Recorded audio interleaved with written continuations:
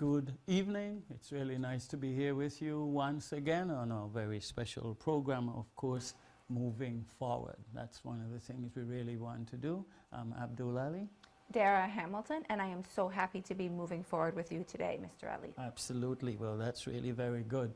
And our program this time, we're going to be looking at, my good friend told me the title, and I really enjoyed it, The Wonders of the Brain. That's right, because we all have brains and we want to make sure that they're working and working efficiently. And we need to know as well when they're not working as well as they should and what we need to do to make them work a bit better. This is not something that myself and Dara know a great deal about, so we said, listen, let's get a professional here. And we got Dr. Dave Pittman, PhD. He's professor of psychology, coordinator of the program of Neuroscience at Wofford College in South Carolina. And of course, he's here visiting at this particular time sabbatical. And we're so glad to have you. Congratulations. Nice to have you with us tonight. Thank you. Yeah, I'm very happy to be here. Beautiful. Tell us a little bit about the brain and its functions, and then we'll ask you some specific questions as we go along. Sure.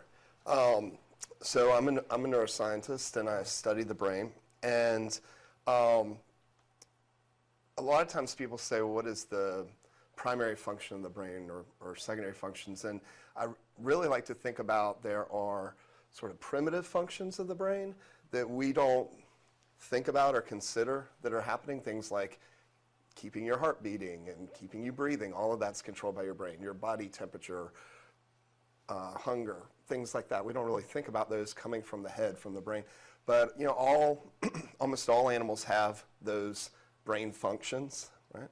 And then we have what I like to call localized functions of the brain. So there's certain parts of the brain that do specific functions. And that would be things like the motor system, allowing us to move, our sensory systems, allowing us to sense the world around us. Even things like language is found in particular places in the brain, usually. And so those, I think, are a next higher order of cognition, is what we would call thinking patterns, cognition. And then you have the highest order of cognition, which is the most complicated things that the brain does. And they tend to be what we would say distributed.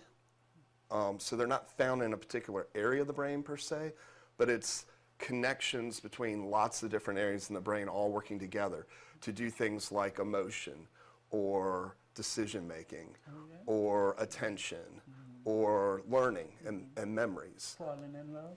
Sure, absolutely. And so those are very complex things that are found, you know, sort of widely distributed throughout the brain. And so, you know, as a neuroscientist, one of the things that we're interested in is when things don't go particularly right in the brain, right?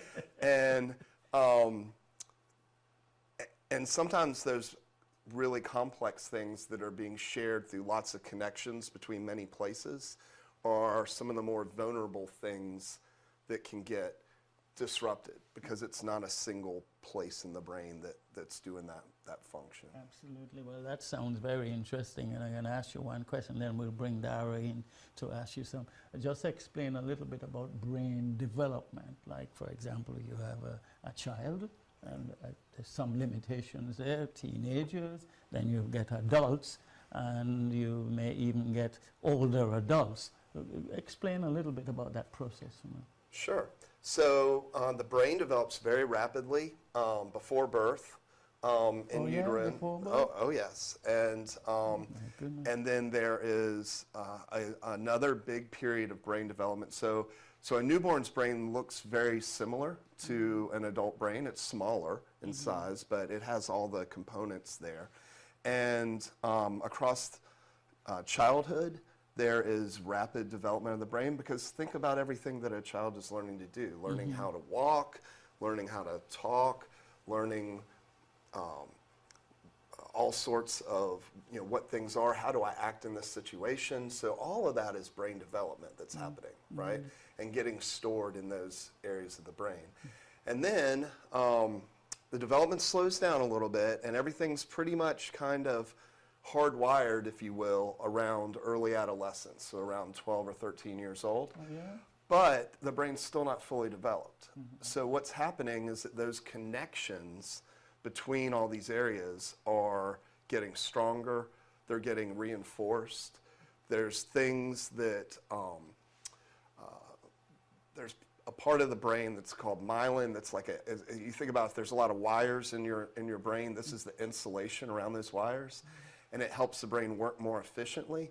And that's really developing during your teenage years until about age 21 or 22, and then we sort of officially say brain development is pretty much done, right? And when we talk about development. But that doesn't mean your brain isn't always changing. Every time you learn something new, you have formed a new connection in your brain. So hopefully, throughout your whole adulthood, you are doing what we call plasticity in the brain, where things are changing and being shaped. Overall system's in place, but you're still learning. Unfortunately, by the time you get to be our age, some of that starts getting lost. And that's normal. That's normal with aging.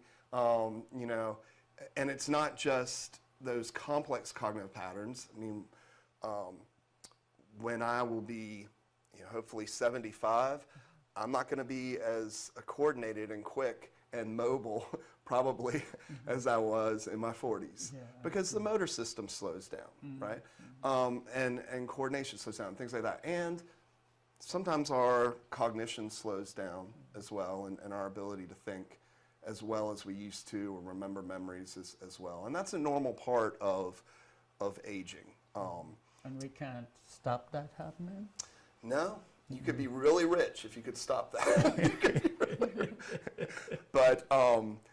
But no, that's a normal process. And of course, sometimes we have abnormal processes like dementia. We can talk about that. But yeah, sure. But that's a normal fact of life. As we age, our brains start to lose some of those connections, and it is important to try and keep our brain as healthy as possible. Well, yeah. Because, if you have a brain that has sustained some damage in your 20s or 30s or 40s, you're not operating at full capacity when that decline starts. And so that decline might hit those individuals a little bit harder. Absolutely. Right? Sarah? Well, I wondered whether there are things we can do to support early healthy brain development, particularly from in a prenatal sense and during early childhood. Are there specific things we can do to support healthier brain development? Absolutely. So the brain starts developing right away, very soon after conception. And the first 28 days actually are very important. And there's a vitamin called folic acid that is extremely important. And so people who can take prenatal vitamins, that sort of supplements those things that the brain needs to develop well. People that have healthy diets typically have plenty of folic acid in their food, so it's not usually a problem. But that is something that was very early on in development. And then, of course, things like smoking, a mother smoking, or excessive alcohol, things like that. There's some studies that have looked at caffeine, and the jury's still sort of out on caffeine if that has an effect. But certainly most chemicals that a mother will put in her body are going to get transferred to the developing brain and could potentially affect it. So, one of the interesting things about caffeine that I mentioned is that children can't metabolize caffeine. They can't get it out of their bodies as fast as adults can. And so when children drink caffeine up until they're about 2 years of age, that caffeine can last, in our body it lasts about 90 minutes. In their body it can last days. It's really long. Wow. So, and people don't always recognize that or understand that children's bodies don't handle substances sometimes the same way that a fully developed body does. And I would assume this is the same for teenagers with respect to energy drinks and so forth, as to why they may be not healthy or contraindicated for teenagers. Yeah. I think the big deal with energy drinks, especially in teenagers, I don't know that it's affecting the brain so much as it's affecting your cardiovascular system, Okay. right? So your heart and your blood pressure, and puts a strain on that because it's stimulating you. And so I think that's where sometimes people get in trouble with those sorts of things. The whole question of, I was doing a little research, we came up with ADHD. And I Yes. think that's attention deficit hyperactivity disorder. Explain Yes. that for me. Sure. So ADHD is a disorder usually discovered in childhood. It has to do with when children have a hard time paying attention and focusing and not being distracted easily, and often they have some motor effects. That's the hyperactivity part of it. So often symptoms would be a child that can't stay in their seat in school for the period of time they need to be, right? Now, the trick, I think, with ADHD, and Dara, you're a psychologist, a clinical psychologist, so you know more about the diagnosis and treatment part of it than I probably do. But the thing about it is that, children sometimes, normal children, have a hard time staying in their seat and have a hard time paying attention and not talking to other people and that sort of thing. So you have to be very careful about how you diagnose that and make sure that it's a real problem that's been persistent and is really interrupting their ability to learn and to function properly. But yes, it's a real disorder, and we have learned, we used to think a while ago that it was a childhood disorder and you would grow out of it. And I think some people do, probably as those frontal lobes, the front part of the brain that does a lot of the complex stuff, as they get stronger during that teenage period of development, as those connections strengthen and become more cemented, they begin to gain those attention functions better, right? So I think some ADHD children can grow out of it, right? But certainly we do know that there are adults that have ADHD, and so that's a thing too as well. Absolutely. One of the things that I found is that because teenagers are logical for the most part and can engage in abstract reasoning, that people believe that they are mini adults and that they should be making similar decisions as adults should be. Could you talk a little bit about how the teenage brain is organized versus the adult brain? Yes. So as I mentioned, all those parts and components are there, which is why they appear to be sort of mini adults, because they can do those cognitive patterns, they can make proper decisions, but maybe not always. And so part of that strengthening of the brain that's happening during the teenage years is allowing them to become better at processing, right? So, and they are more influenced by some of those more primitive things like emotion, or more reactive to situations. And that's, I think, a normal part of development. People probably don't like to hear that, but if everybody thinks back to their teenage years, you probably made some decisions that in your 20s or 30s you wouldn't have made that same decision. And part of that has to do with your brain really wasn't fully developed yet, not until about age 21, 22. So. Should there be the teaching of the functions of the brain in school as part of the school schedule? Of course, as a neuroscientist, I'm going to say yes. You probably have an auto mechanic in here that would say they need to learn about the car too. but I think that could be helpful. I think shows like this that can reach out to the public and be a avenue for information can be helpful. I think the schools are taxed with doing a lot as it is, and sometimes what it's they're hard doing to, is all linked to the brain. yeah, Learning. it is. I think part of that, it would be good if kids knew, hey, sleep is really important to learning, right? Okay. Sleep Tell is us very about important that. to learning. Tell Is us that the about number sleep one? and brain function. Yes. Sleep and brain function. So our sleep patterns change, they develop as well. And so if you've ever had a newborn, they sleep a lot. and not always regularly for the first little bit. But once they develop their normal sort of sleep schedule, it's not uncommon for them to sleep, 10 or 12 hours, maybe even longer. And the type of sleep that they do, we have two different types of sleep. What we call REM sleep, that you may have heard about, which is when you're dreaming. And you have non-REM sleep, which some people call slow wave sleep, when your brain is acting in a slow way. In REM sleep, the brain, even though you're asleep, is acting in a sort of a normal-like activity level. Well, children, up until about adolescence, have much, much more REM sleep than adults do. And we think we're learning, this is something that we don't know a whole lot about. We're still learning a lot. But we do think that REM sleep, what is happening during that awake-like brain activity while you're asleep, is learning and strengthening connections that were used the previous day. And children, again, like I said, are learning a lot. And it's not just rote learning from a school book, but it's, learning how to react in a certain situation, or learning, a skill, learning how to ride a bike or something like that. So, so by the time you get to be in your early 20s, your sleep is pretty much leveled out. And we spend about 1/3 of our time in REM sleep and about 2/3 of our time in that slow wave sleep. And that pretty much stays the same across there. But if you don't get enough sleep and you don't get regular sleep, you can affect the ability to learn and the ability to form memories.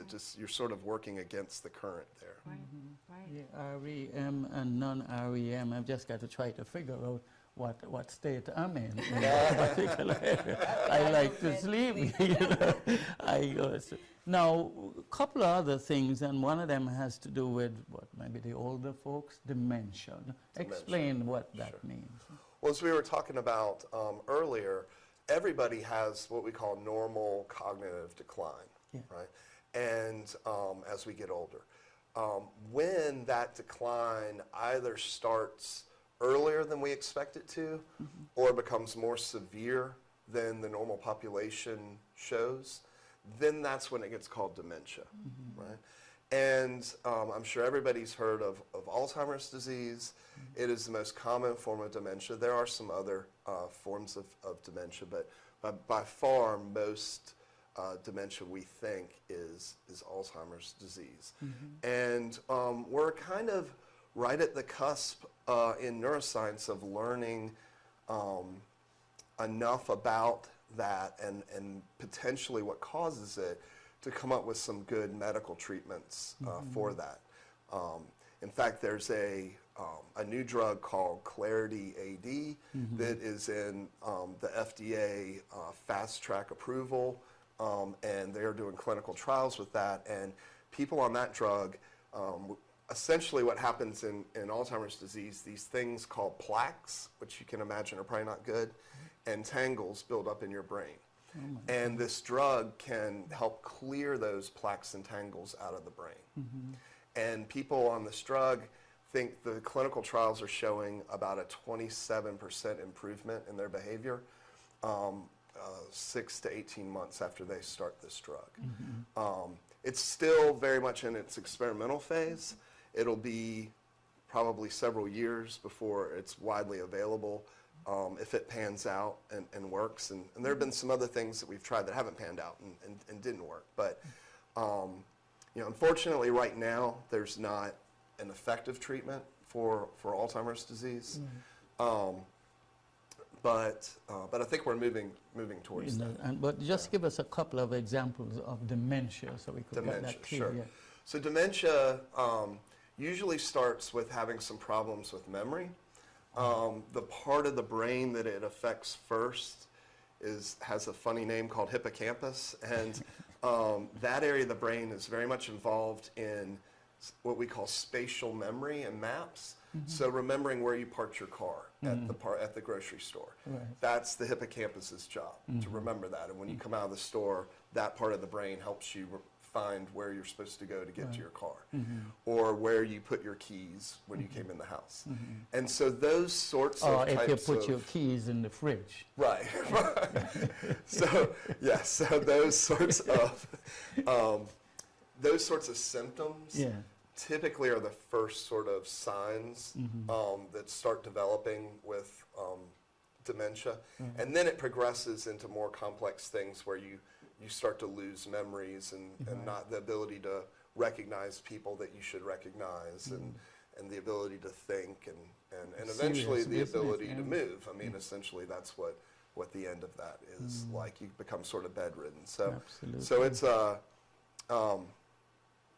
it's not a fun thing to talk about, but it affects a lot of people. It affects a lot of people. So. And could you get stimulants to help you with that? Because when the little research I did, they said here brain stimulants, Adderall, Dexedrine, and Ritalin could be used to treat ADHD and I guess towards dementia. Are those things allowable? I mean, is recommended? Yeah, the part of the brain that's affected with dementia, at least in the early stages, is not the frontal lobes. It's what we call the temporal lobes, which is sort of this area back here.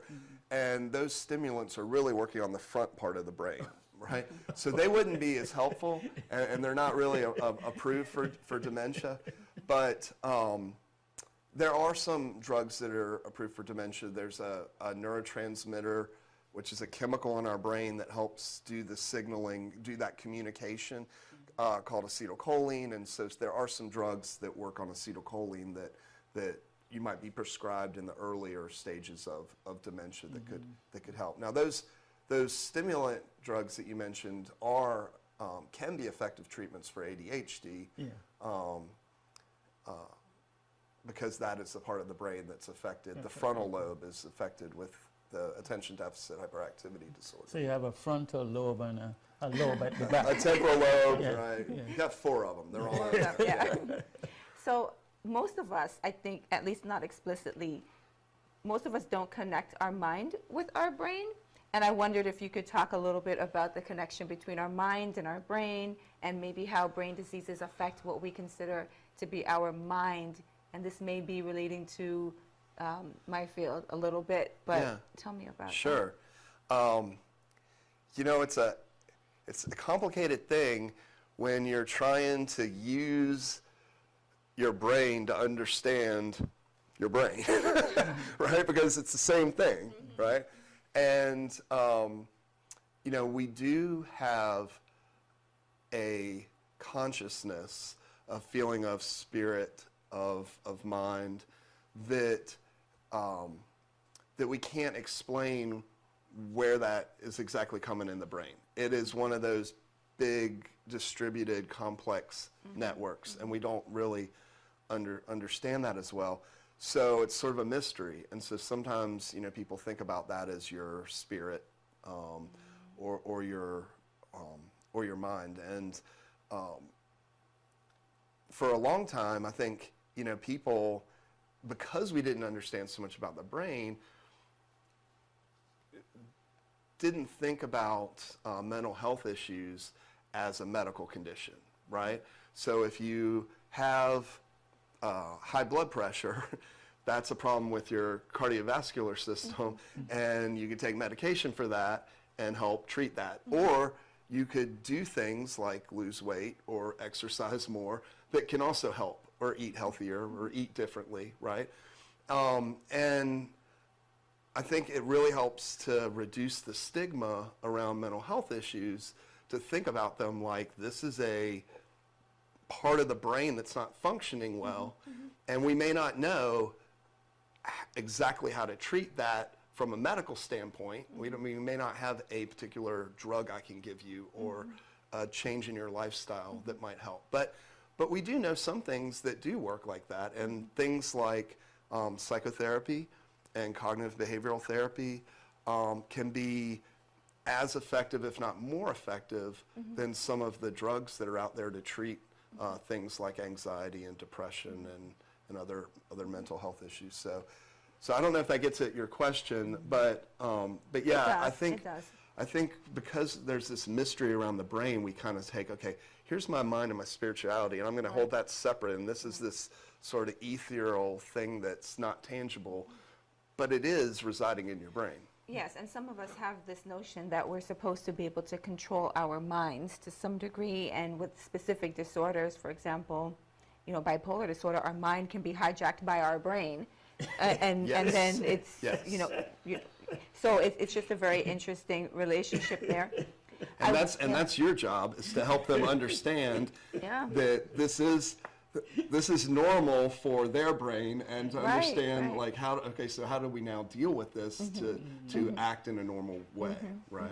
Yes. Yeah. So if people begin to feel as though, listen, my brain isn't working properly, I think I have some problems, what do you recommend they should do to try to resolve those problems, or at least get to find out what kind of problem they have? I mean, I think that they should absolutely talk to their doctor or talk to a therapist about that, because those people are trained to recognize those things and diagnose them and know the effective treatments to help reduce those symptoms, right? So not being ashamed of that, knowing that, hey, a lot of people have this that happen, and it's not, I'm not different or abnormal, or I'm not broken. I mean, it's as broken as if you had high blood pressure, and you would go see your doctor to try and fix that, right? Beautiful. Yeah, we don't Well, want to have avoid. about 4 more minutes, so let's. Yeah, we don't want to avoid symptoms. In other words, we don't want to No. pretend like they don't exist. No. We want to look for help for those. Absolutely. So I had a couple questions here, and I guess they're kind of flip sides of each other. What puts our brain at risk, and what activities may support its health? Okay. So things that put your brain at risk, some of them are probably pretty common sense, like don't hit your head, wear your seatbelt. You don't want to be in a car accident and have trauma to your brain. Right. That can hurt your brain. Drugs and alcohol over time, particularly depending on how heavy the use is and how chronic and long the use is, that can jeopardize those connections and make aging much more difficult on your brain. We know that having a healthy cardiovascular system can really help your brain. So, you know, I know it's difficult. It's difficult to get out there and exercise as much as you should and to keep the pounds off. But that has been shown to be very effective at helping prevent and some of the cognitive deficits that we see, and it just helps your brain stay at its sort of 100% level. You can kind of think about it like your immune system. You want your immune system to always be at 100% ready to fight anything off, and you want to do the things to keep it that way. You want to try and do the same thing for the brain. Absolutely. And using your brain is important. So Studying, keeping it active. reading, yes, reading, playing games, you know, having, actually one of the things that can help a lot with the brain is having a good social network and interacting with people and not feeling isolated. And so all of those things are things that can really help prevent dysfunction in the brain. And I'm just going to ask you to elaborate on this, maybe stress and its impact on the Stress, brain, and yes. of course sleep. We talked about sleep earlier. I feel like I read something a few years ago that said that does our brain fill with cerebrospinal fluid and shrink a little bit and wash away the waste when It we're does. sleeping and so forth, and that Absolutely. can help reduce. So in that non-REM slow wave sleep, that's when the cleansing of the brain is happening, right? And the thing about sleep is that the cleansing of the brain happens in the first half of the night, and most of the REM sleep happens in the second half. So most of the time, if you wake up in a dream, it's not in the beginning of the night, it's at the end of the night, right?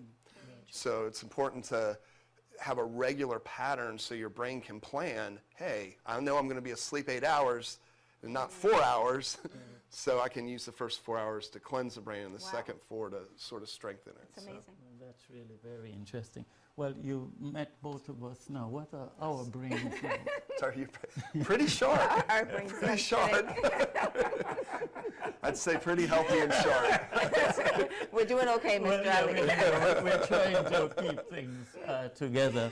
But the reality is that as you grow older, certain things happen, and even younger people. So we need to be aware of the brain, how it functions, and as our good friend said, the wonders of the brain, and you've talked a lot about these, and of course any further studies that would go in this area. And I would really like to see in the schools, they begin to put that on the syllabus. We're talking about the brain, we get people in to talk to you about what's happening and how it may be affecting your learning and how you could break your brain perhaps even more active than it's ever been. Yes. Right, yes. Sounds like a good idea to me. Absolutely, right, because they got some people with very active brains. I was looking at something the other day about some gentleman, did a little research on that. He's supposed to be one of the strongest brains in the world, so I'll get his name to you a Okay, little bit sure. later. Yeah. Have to study him. Absolutely, right, see what he's doing. You know, maybe he's just sleeping and so forth. Maybe he's just sleeping. Well, that's right. Sleep a lot, yes, and exercise and so forth. Well, that's about it for this particular program, folks, and no doubt we will be following up as we go along, and we hope that you would have learned something this evening, which would really help you with your brain, and at the same time, learn to look at the brains of others and see what's going on there too, because there's a link between us both. Absolutely. All right? So I just want to thank you, Dr. Dave Pittman, PhD, all right, Professor of Psychology, Coordinator of the Program of Neuroscience at Wofford College in South Carolina, and of course you're here on sabbatical, and we're so glad that you caught up with our good friend here, Dr. Hamilton, and she said, good idea, let's have you on. Thank you very much Here for we go. having me. All right, Thank you.